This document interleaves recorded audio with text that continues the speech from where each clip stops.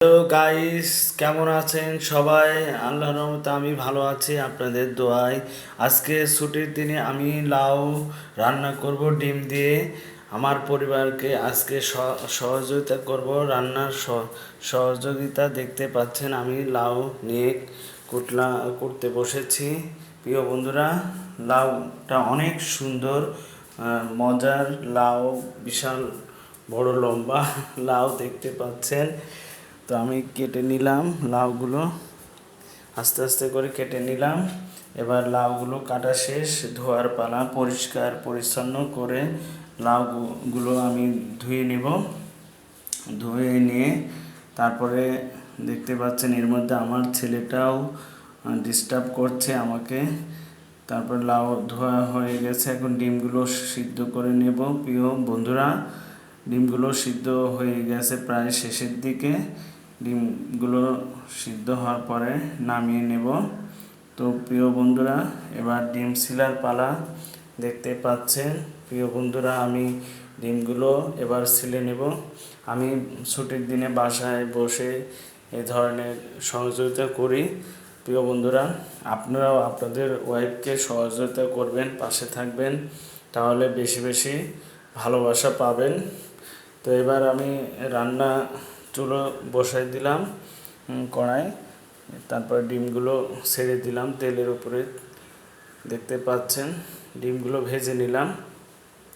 ভেজে নিয়ে এবার আমি পেঁয়াজ দেব। পেঁয়াজগুলো দিয়ে হয়ে গেল।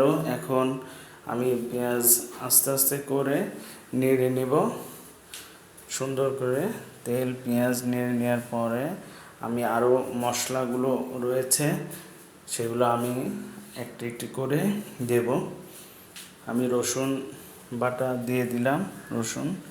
এবার আমি মশলা দিয়ে দিলাম। প্রিয় বন্ধুরা, দেখতে পাচ্ছেন তরকারিটা অনেক স্বাদের করতে হবে, সেজন্য মশলা ছাড়া কোনো তরকারি স্বাদ হয় না। যা যা লাগে তাই তাই দিতে হয়। হলুদ দিয়ে দিলাম, এবার হলুদ 2 চামচ দিয়ে দিলাম, যেন হলুদ দিলে ফ্লেভার কালারটা সুন্দর আসে। দেখতে পাচ্ছেন প্রিয় বন্ধুরা, অনেক সময় দেখা যায় যে কালার না হলে তরকারিটা দেখতে কেমন যেন লাগে প্রিয় বন্ধুরা। তাই কালারটা সৌন্দর্য করার জন্য বিভিন্ন মশলা এবং হলুদ গুঁড়ো এগুলো দিয়ে দিলাম। দিয়ে এবার সবগুলো দেওয়া হয়ে গেছে, এখন আমি নেড়ে নিব। ঠিক আছে বন্ধুরা, কেমন লাগছে অবশ্যই আপনারা কমেন্ট করে জানাবেন। সবসময় আমার ভিডিওগুলো দেখবেন, আমার পাশে থাকবেন, আমাকে ফলো দিবেন। সকলকে আমার ভালোবাসা রইল সবসময়। এবার পানি দিলাম, হালকা হালকা পানি দিয়ে তারপরে আমি লাউগুলো ঢেলে দিলাম। লাউগুলো সুন্দর করে কষায় নিতে হবে, ময় মশলা যেন প্রতিটা লাউয়ের গায়ে লেগে যায়। ঠিক আছে, এবার ঢেকে দেব। ঢেকে দিয়ে কিছুক্ষণ পরে সেটা উঠিয়ে নিব, দেখব কেমন হয়েছে। মাশাআল্লাহ, অনেক সুন্দর হয়েছে, ভাব দেখে বোঝা যাচ্ছে অনেক সুন্দর সিদ্ধ হয়ে গেছে। প্রিয় বন্ধুরা, দেখতে পাচ্ছেন অনেক সুন্দর লাগছে। এবার আরেকটু পানি দেব, পানি দিয়ে লাউ ঢেকে দিব। ঢেকে দিয়ে কিছুক্ষণ পরে আবার উঠাতে হবে। এবং কত সুন্দর কালার, সুন্দর লাগছে, আমার কাছে অনেক মজার লাগছে। তরকারিটা অনেক স্বাদের হবে। আপনারাও অবশ্যই কমেন্ট করে জানাবেন প্রিয় বন্ধুরা কেমন হলো। এবার আমি ঢেকে দিলাম।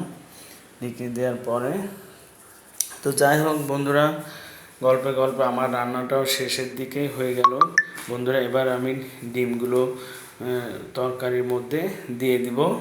আপনারা দেখতেই পাচ্ছেন মাশাআল্লাহ, অনেক সুন্দর কালার, সুন্দর সব কিছু ফেভারিট চলে আসছে।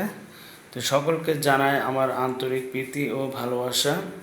তো বন্ধুরা, এবার তরকারি পুরোপুরি হয়ে গেছে। তো আমি এরা গুঁড়ো দিয়ে দিব, জিরা ছিটিয়ে দিচ্ছি। দেখতেই পাচ্ছেন বন্ধুরা, জিরার গুঁড়ো দিলে দেখতে অনেক স্বাদের হয় এবং ভালো লাগে, কালারটা আরও সুন্দর। তো মাশাআল্লাহ খুব সুন্দর লাগছে।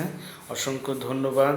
আমার ভিডিওটি আপনারা সবসময় দেখবেন, আমার পাশে থাকবেন, এবং যারা আমার বন্ধু নেই, আমার সাথে যুক্ত নেই, তারা আমার বন্ধু করে পাশে থাকবেন। সকলকে জানায় আমার ভালোবাসা, অভিনন্দন, এবং সবসময় আমার পাশে থাকবেন।